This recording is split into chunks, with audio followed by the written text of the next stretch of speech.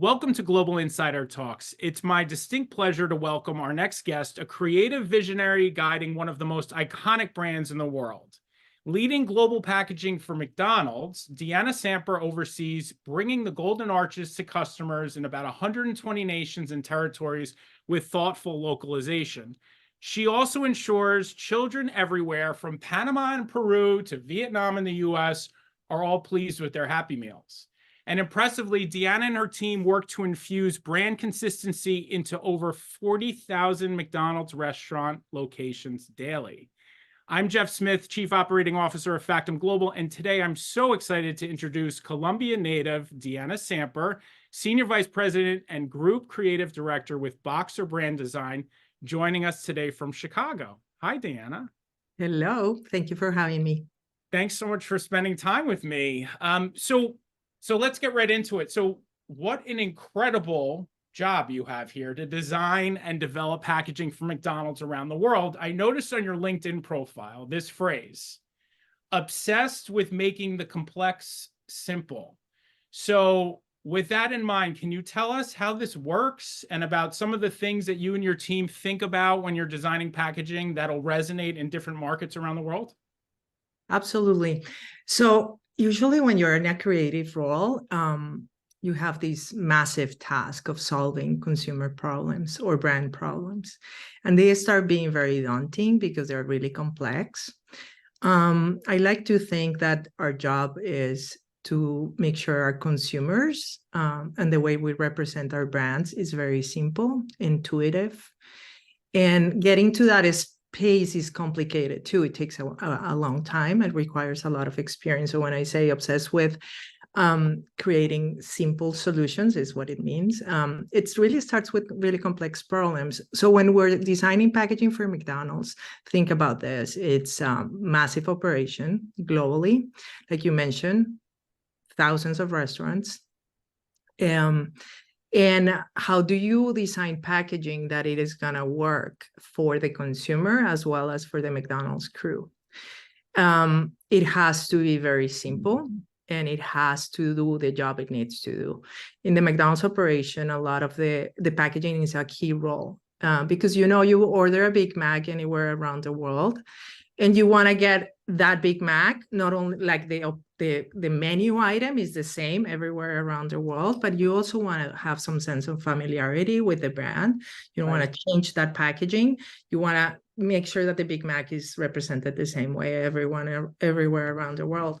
So you have to start with a very complex challenge and make it really, really simple. And that's where we use design and a lot of our operational knowledge. We know a lot of how the operation at McDonald's runs to be able to produce the packaging.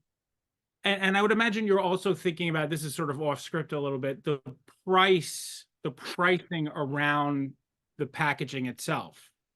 So my role and my team's role is to create the graphics for the packaging. However, my company, the company I work for, which is part of the Javi Group, in TMS, we actually do all the supply chain and the production of the pack and sourcing of the packaging for McDonald's around the world. So my creative component is the graphics and how that communication goes and how the brand is represented. But we work with supply chain and sourcing to develop the structures and to do what is right for the brand. So it's a combination of an end-to-end solution is what we call it, because we really are touching the packaging from the beginning to the end. To the end. Okay, so tying into the supply chain discussion, can you give us some insight into, like, where is everything produced? Is it produced in different regions of the world? Is it produced in one country and distributed? How does that work? It's by region actually in the world. Like in the US, the US market is the largest market, so we have tons of suppliers here in the US. Some do different structures. Not all of them do all of them. So some will do cups, others will do clamshells, or some will do wraps. And because of the volumes, it's not one supplier, it's multiple suppliers. and they do have to go through a lot of vetting processes because we are very strict, as well as McDonald's, with all the safety of our packaging, since it's touching the food and all of that. Yeah. Not only safety, but quality, I would imagine, is Yeah. considered as well. And so back to the testing of new packaging, how does that work? So you come up with the design. Can you give some anecdotes on like the testing of the packaging and how that works? Yeah, so we don't tend to do consumer testing of our packaging unless we're doing a new global program. When we're doing a new global program, that means we're doing new global graphics, and we are doing a global deployment of that. That actually takes a few years to be completed. Wait, let me ask you a question. So when you say new global program, could that be a new product that they're adding on their menu? Oh, No. new marketing. No, so it is, if you go to McDonald's right now around the world, you're going to see that the design of that packaging is consistent, but it was different a few years ago, before the pandemic. Actually, it was different. So we actually work on creating global programs where there's consistency on the packaging around the world for all the items that are global items, but we also work on creating local items, which was one of your questions, that are specific to local markets, but everything under the same framework, design framework. So it's a design system that works around the world, in every single market around the world, but has the flexibility to be adapted to local markets.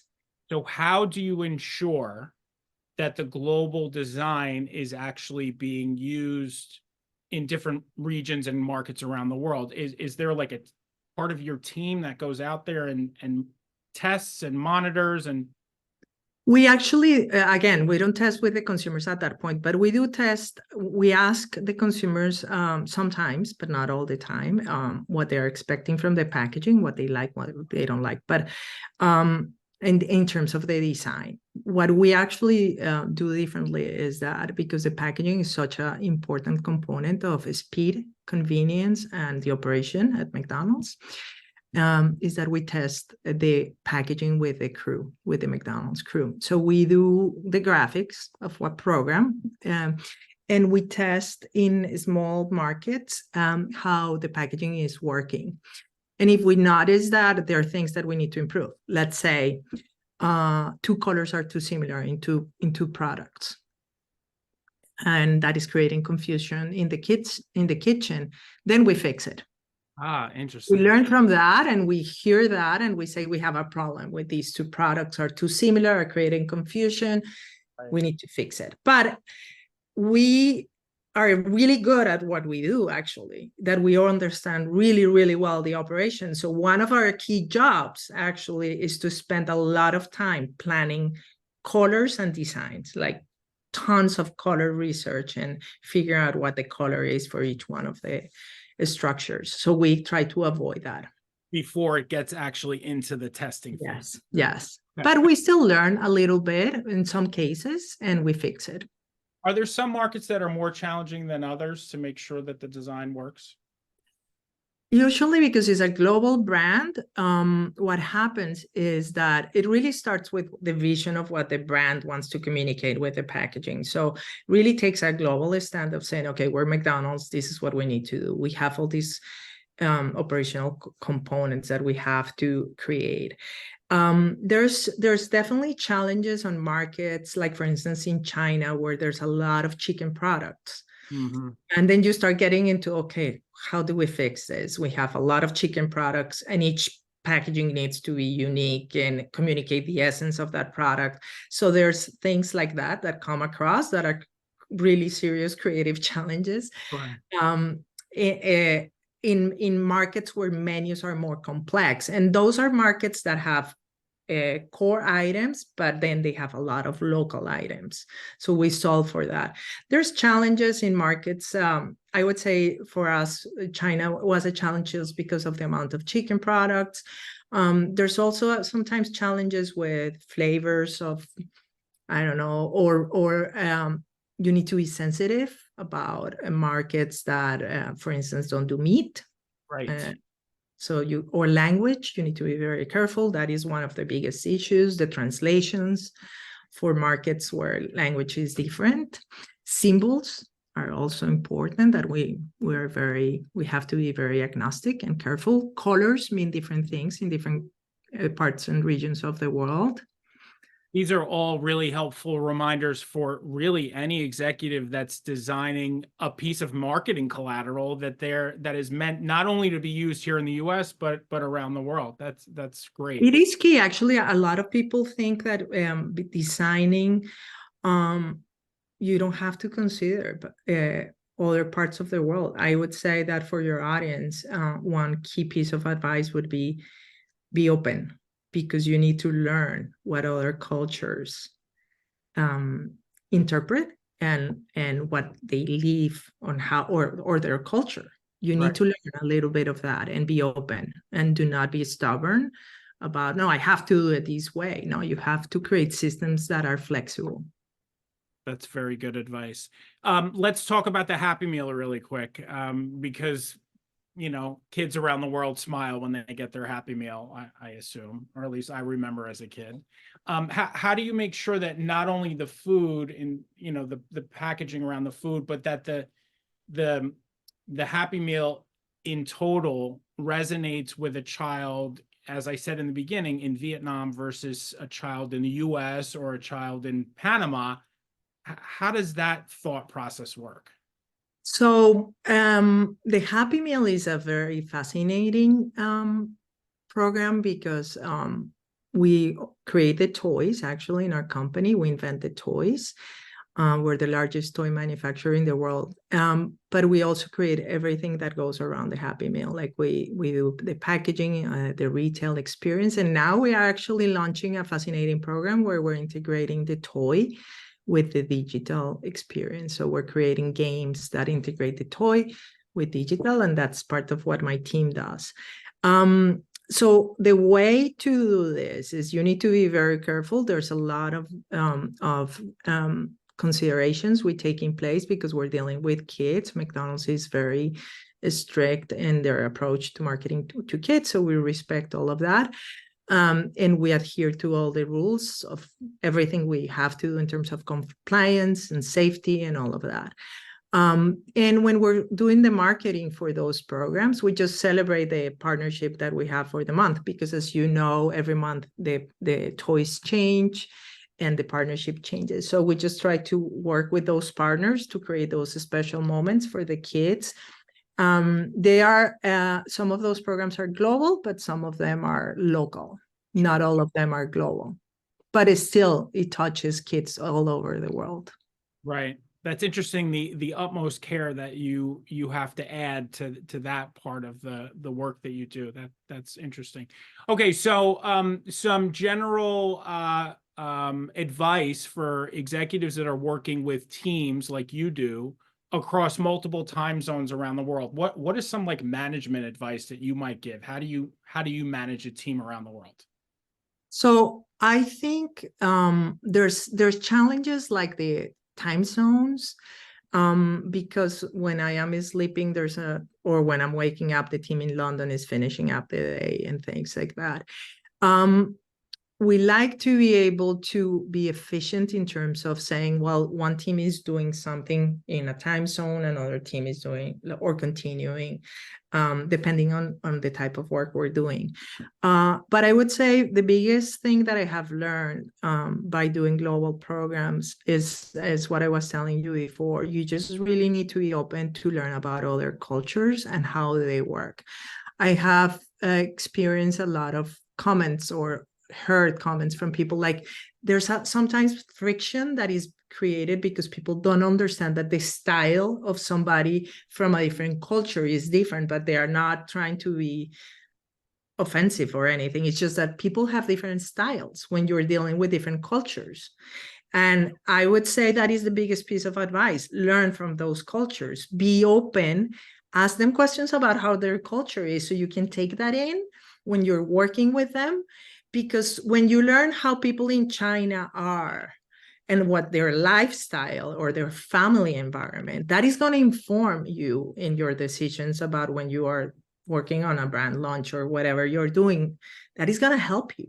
But Sure. you just need to be curious about them and ask questions, and also offer your side of the story so they also learn from you the other side. When I have traveled around the world, that has been my biggest experience, is like just chatting with teams that we have everywhere around the world and ask them about their lives and learning from them.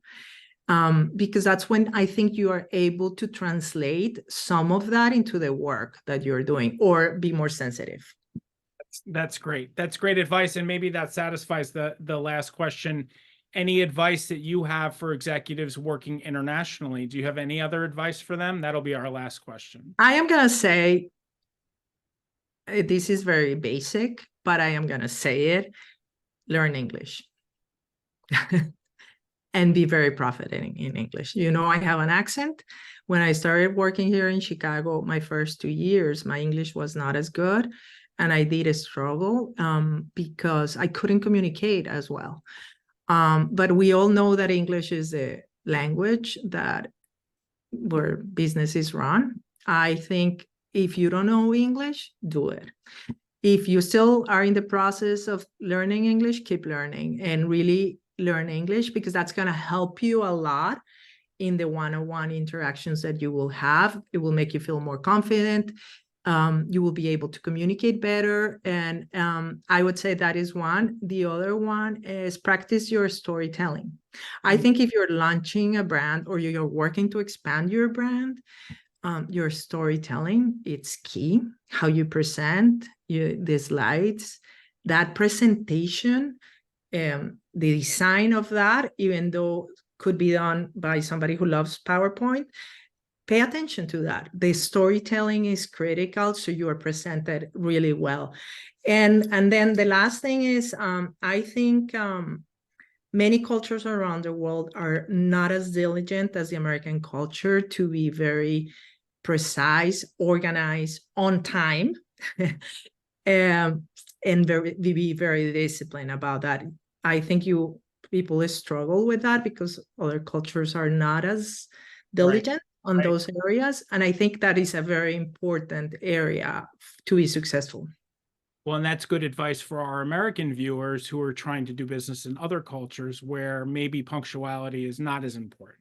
But Deanna, thank you very much for your time. Let's leave it there. I think we've gotten to the end of our time here. Please visit factumglobal.com for more information about our Global Insider Talks interview series and more about our services. And thank you for being with us today.